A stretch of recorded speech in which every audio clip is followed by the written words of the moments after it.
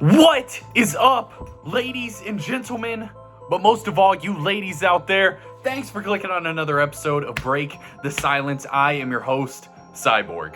Lakers, Cavs, let's talk about it. Split out!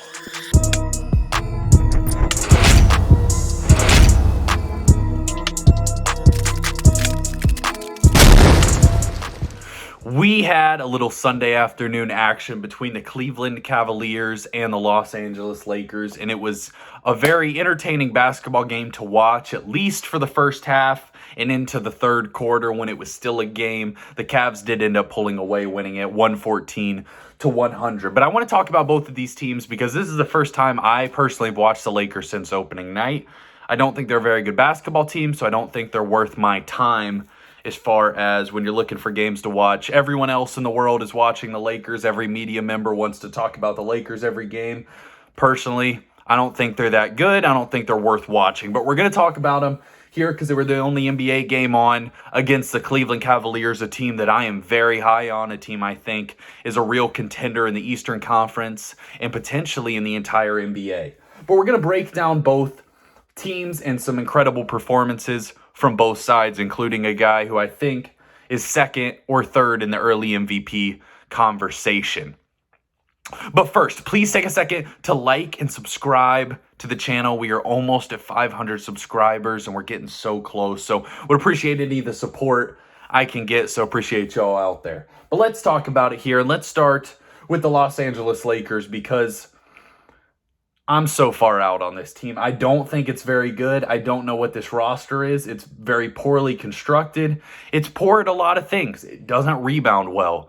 It doesn't do anything on the offensive end very well. It turns the ball over at a high clip, doesn't shoot the three ball hardly at all. And it's just, I don't know what I'm looking at. If you bring in a couple of their guys that can shoot a little bit, those guys can't defend. If you bring in guys that can defend a little bit, those guys have no offensive game. And it's like, I don't know what I'm looking at. Tonight, LeBron James had 27 points, but he didn't look very good. He had so many shots that were just missing way off. And this is the first time I've watched LeBron James. And let me be open, I am a LeBron James fan. This is the first time I've watched LeBron James in a year and thought, looks a little old, looks a little off. And free throws were a big part of this game. And one thing you got to remember with free throws in particular, early in the season, the refs have been given points of emphasis. This year, for instance, it's traveling a lot and some of the foul calls. So you hear the whistle a lot more earlier in the season as they're pointing out some of these things they've been told to watch for. So you've probably watched games and thought, I've never seen so many travel calls in my entire life. That's because the refs are looking for them this year a little more than they have in the past. As you get farther into the season, those will start to diminish as they start to get back to just normal basketball, what we're used to. So don't make too much of a deal of the travel calls. Those will go away quickly. But yeah, LeBron, he gave you 27, 7, and 4, and I don't think he played very good. I really don't. I think his energy looks low. I think his defense looks poor. Obviously, he's got to pick his spots because as you start to age, you can't go with the same energy on every single play. So you pick times to exert your energy or times to stand in the corner and try to regain some of that. And I just don't think he played very well tonight. Anthony Davis is someone that I keep hearing on social media that he's playing like a top 10 player in the NBA. Tonight he had 19 and 12, which is all right. I just don't think he's that aggressive. For the season, he's averaging 23 and 11. You know, that's okay. He's a pretty good defender. But when you watch him, he's just his aggression is like so underwhelming. If you could take Westbrook's aggression and put it into Anthony Davis's skill set, then you might have a really good player. But Anthony Davis loves his mid-range shots, loves his three balls, even though tonight he didn't take any because he did hardly shoot any shots.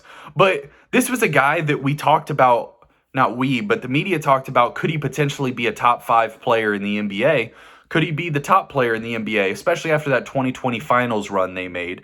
And I just don't personally see it. I'm a little lower on Anthony Davis than the rest of the people out there. Now, obviously, he's a very good basketball player, clearly a top 20 player in the league, but a lot of guys talk about him as if he's clearly a top 10. He's one of the best players in basketball. And when I watch him, I just never really get that feeling. For stretches, you see his skill and his talent, but his aggression is low. He's a very, very poor shooter, shooting. I think they had a stat earlier in the season, a couple games ago, that he was literally the worst shooter in the entire NBA that far, that had taken that many shots. LeBron James has started this season shooting really poorly. Now, with LeBron, this is not that uncommon for him. He's a decent three-point shooter, but he'll go through stretches. He'll have a month where he shoots 25%, and then a month he shoots 45%, and then it balances out right around his 36% that he'll shoot probably for the season. So far this season, he's shooting a robust 21% from three-point range. If the Lakers want any chance to even squeak into the play-in tournament, LeBron James is going to have to play way better than he has so far. And that's the thing that you notice about LeBron. Not necessarily that his stats are dropping a lot, but he used to be able to take, a can of Pringles and take that to the NBA Finals. But now, even though the roster is pretty poor, he's just not able to do quite as much with this team as he used to be able to. So definitely have seen some decline from LeBron. Now, them bringing Russell Westbrook off the bench has been very interesting. It seems to revitalize him a little bit. He had 19 and 10, but again, 7 turnovers for Westbrook tonight. It is ridiculous when you watch him how much he turns the basketball over. It's pretty painful. A lot of them are really bad ideas and really bad turnovers. A lot of the times it's not good defensive plays. It's really poor Russell Westbrook plays. But and then the rest of their lineup, they have Lonnie Walker, Kendrick Nunn, and Troy Brown Jr. starting. Kendrick Nunn tonight was 0 of 5, no points. Lonnie Walker was 0 of 3 from 3 for 6 points. And as a team, they shot 29% from the three-point line. I mean, what are we looking at? Why are we talking about this Los Angeles Lakers team so much? It's a waste of everybody's time. The team's not making the playoffs. The team wouldn't be a threat if it did make the playoffs. If they make a big trade, they really just need some playable players. So that's why I don't know. You got those 2 first-round picks, maybe Westbrook, but I don't know. Maybe you can find a way to get a Gordon Hayward and Terry Rozier or Miles Turner and Buddy Hield, but I just don't think it matters. So that's why I think if I'm the Lakers, I'm hesitating on trading those 2 picks, because I don't think anything you can do can really turn this team around. Now let's change sides to the interesting part of this game, and that was the Cleveland Cavaliers. Now, the Lakers had a lead at halftime, and in the second half, third quarter, they won 29-16, fourth quarter, 27-20. So they won that second half. What is that, 56? Is that my math? 56-36. They won it by 20 points. And all on the backs of their guards. Donovan Mitchell and Darius Garland have played unbelievable to start this basketball season. Donovan Mitchell looks like he could not be a more perfect fit for this roster. It's exactly what they needed. Exactly what they needed. And you're talking about a team that I think has real finals hopes. You got to have finals aspirations. You're 8-1 to start the season. You've won 8 in a row. You have big men who can play post defense. You have your guards that can score. You have a guard that can pass. Your bench depth is pretty good, especially once you get Ricky Rubio back. You have Kevin Love coming off the bench who can provide a spark. C.D. Osman has actually played pretty decent for this squad.